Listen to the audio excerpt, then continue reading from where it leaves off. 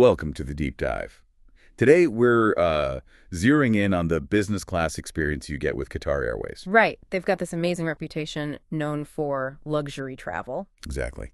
Yeah. But a recent YouTube review we saw from someone who flies a lot suggests maybe there's, well, more going on beneath the surface. Yeah, it points to a kind of fundamental challenge, which sounds interesting to unpack. So our goal today is really to get to the bottom of this core problem, identify in the review this inconsistency, and figure out what's behind it. It's always fascinating, isn't it, how a brand builds that premium image? This review, it gives us a chance to look past the shiny ads and see if, the actual experience matches up consistently everywhere they fly. Okay, let's dive right into that then. The core issue. The reviewer keeps hammering this point. Inconsistency. Right. Like a really big difference in what you get in business class, depending on your route, and this seems key, the actual plane you're on. That immediately makes you think, doesn't it? What do people expect when they pay for business class? Consistency is usually, well, pretty high on the list. It has to be. So what specific examples did the reviewer give? Okay, yeah, they're painted a really clear picture. Flying Doha to London, you're probably getting the Qsuite, the famous one. Good experience. The gold standard, yeah. But then fly Doha to Germany, or actually most other European cities. Suddenly, Qsuite is unlikely. Ah. And it's not just the seat. They mentioned no mattress pad on those routes, no caviar service, stuff like that. And even things like getting bused to the plane, a bus gate departure. Wow, okay. Those details, I mean, they really add up when you're talking about a premium brand, don't they? Totally. No mattress pad, skipping the caviar on certain flights. It definitely creates a feeling that, well, it's not the same everywhere. Right. And yeah, a bus gate, that doesn't exactly scream premium business class experience. It's not just Europe. The review mentioned other pairs too. Yeah. Singapore versus Bangkok, New York versus Chicago, Sydney versus Auckland. And in each case, the second city listed apparently gets a noticeably worse deal. That kind of specific route-based difference? Yeah. Yeah, you can see how that would frustrate passengers. Yeah. If you're paying top dollar, you generally expect a similar level of service and comfort, right? Especially on routes that might seem pretty comparable otherwise. It really makes you think, especially when you remember how much buzz there was around the Qsuite initially. Back in, 2017? Oh, yeah. It really felt like something totally new. The reviewer called it truly first in business class. And it was a genuine step up.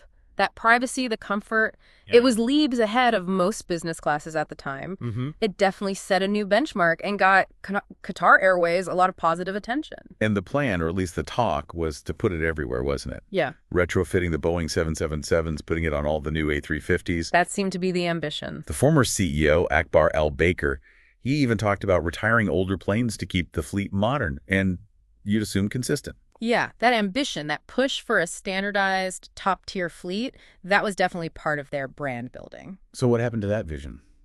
Retiring older aircraft, it signaled, a commitment to high standards. But aviation? Well, it's full of surprises, isn't it? Things don't always go to plan. Which leads us straight to the first big snag. Mm. The Qsuite itself. Amazing product, but not quite universal. Exactly. It's that classic trade-off, isn't it? You have this revolutionary product, but then there are the practicalities. Like what? Well, the reviewer mentioned it was heavier. That affects fuel burn, maybe payload. But the big one, it just physically couldn't fit properly on narrower planes. Ah, like the Dreamliner, the 787. Precisely. A big part of their fleet, both current and planned. So putting it on every single plane just wasn't going to happen from the get-go. Okay, hurdle number one. Then, bam, the pandemic. Huge disruption for everyone in travel. Massive. Though to Qatar's credit, they did keep a pretty decent long-haul network going, which was important for a lot of people. Yeah, that was impressive. That probably helped their reputation for reliability when everything else felt so uncertain. And like a lot of airlines then, they used the downtime to sort of streamline the fleet. Oh. They retired some older 777s, the Airbus A330s, and even, at first anyway, the big A380s. Right. The A350 that was clearly meant to be the future workhorse. Yeah, that kind of rationalization seemed logical. Fewer passengers, focus on the new efficient A350s. Looked like a smart move towards a modern fleet. But then, plot twist, the Airbus A350 grounding issue. Ah, yes. That was unexpected. Starting late 2020, they found these paintwork issues, surface degradation. That's right. And Qatar Airways took a very cautious stance, grounding a lot of their A350s because of concerns about the lightning protection underneath the paint. But the reviewer pointed out something interesting here. That no one else did. Exactly. No other airline grounded their A350s over this, which does make you wonder about Qatar's specific assessment of the risk, doesn't it? It does. It suggests their interpretation, or maybe the specific condition of their planes, was different from other operators. And these planes weren't just parked for a few weeks. Some were grounded for over 2 years. 2 years? That's a huge chunk of your main long-haul fleet just gone. Imagine the operational headache. Oh, absolutely. Route planning, scheduling. Yeah. It would create massive problems for a global carrier like that. Okay, so fast forward. It's late 2022. Qatar is hosting the World Cup. Right. The pressure is immense. Huge pressure on Qatar Airways, the home airline, to fly everyone in. But a big part of their best fleet is still on the ground. Talk about bad timing. A massive surge in demand colliding head-on with a major fleet shortage. And didn't they have delays with new planes too? Yes. Adding to the mess, the Boeing 777X deliveries were delayed. Those were supposed to be coming online to help.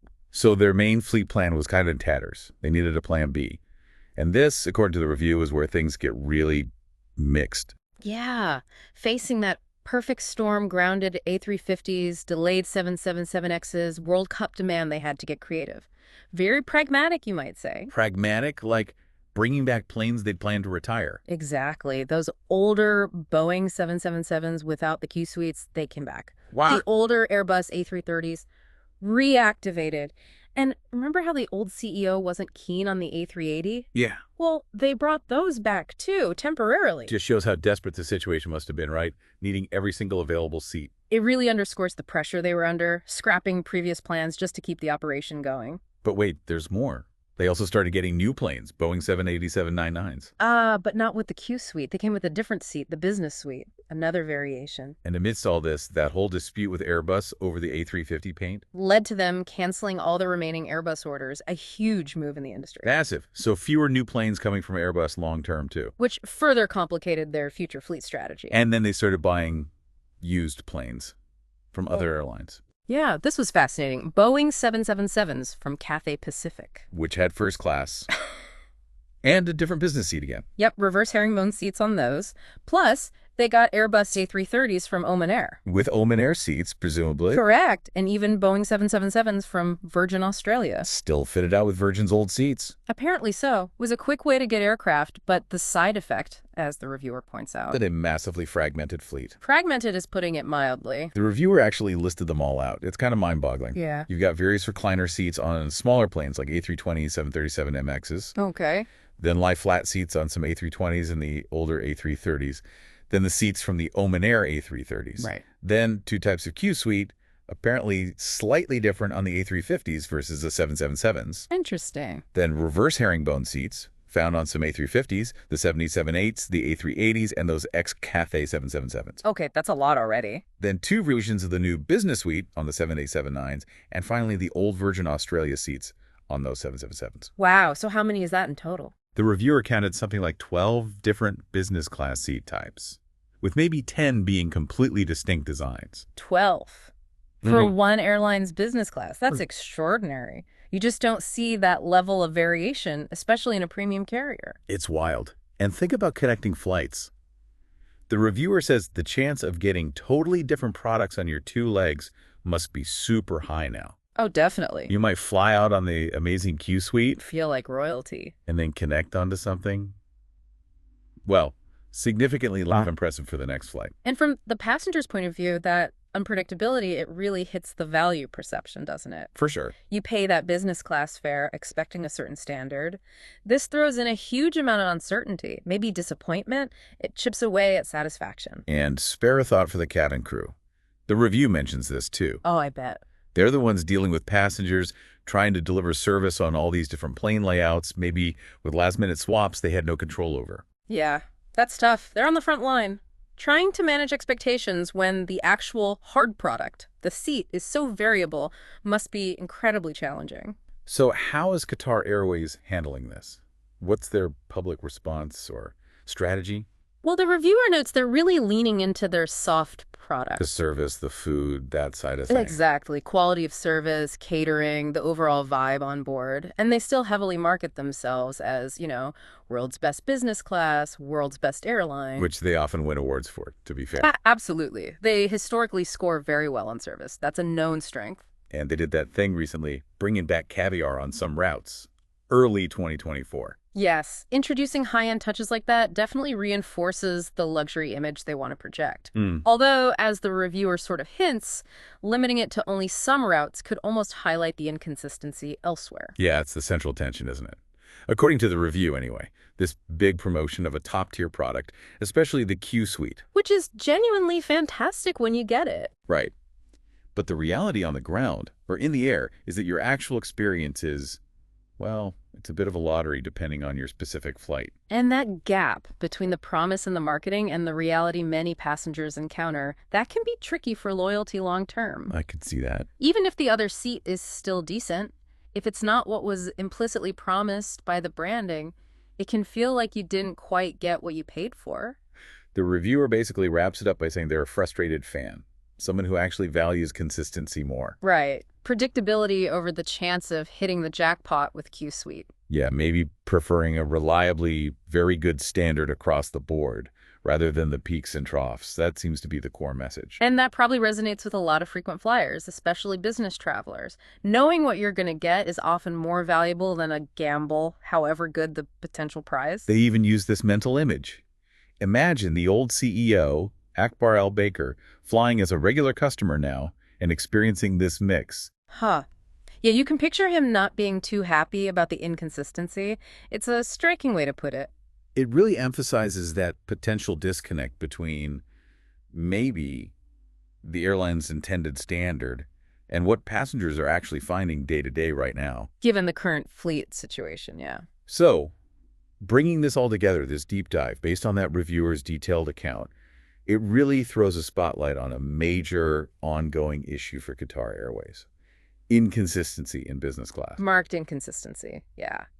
And it's not down to one simple thing. It's this chain reaction, isn't it? Totally. From the Qsuite's own limitations. Through the huge disruption of the A350 groundings. And then scramble for planes, leading to this incredibly varied fleet. It's a real case study in how complex airline operations are and how external shocks can ripple through and directly impact what you, the passenger, experience. Absolutely. Their response, bringing in all those different planes, it was necessary perhaps, but it created this variability. Unintentionally, perhaps, but that's the result within their premium cabin. Which leaves us, and you listening, with a final thought to chew on. When it comes to high-end flying, what matters more? The promise of an absolutely amazing top-of-the-line experience, even if it's unpredictable. Or the reliability of a consistently high quality, but perhaps not always wow product. Yeah. And what does this whole situation tell us about how a major airline balances operational realities against maintaining that premium brand promise when things get tough? Is it better to aim for that consistent, very good, or shoot for exceptional sometimes, even if it means significantly less than exceptional other times? It's a really interesting question for travelers and for the airline industry. And it'll definitely shape how people see Qatar Airways business class going forward. Of course, this is all based on the source we looked at today. Things change, and maybe we'll hear more from Qatar Airways on their plans down the line.